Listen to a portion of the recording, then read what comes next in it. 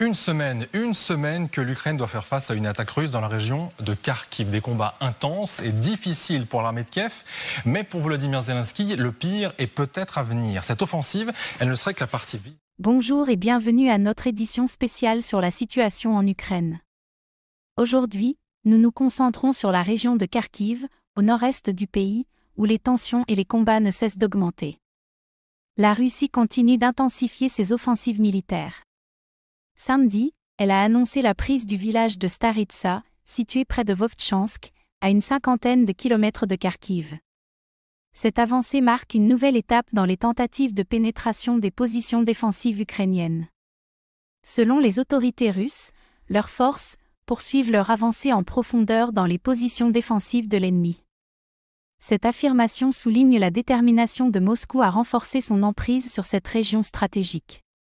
La situation humanitaire devient de plus en plus critique. Près de 10 000 personnes ont déjà été contraintes de fuir leur foyer dans cette région, en quête de sécurité et de refuge. Tragiquement, 2 civils, âgés de 70 et 83 ans, ont perdu la vie alors qu'ils tentaient de quitter Vovtchansk en voiture.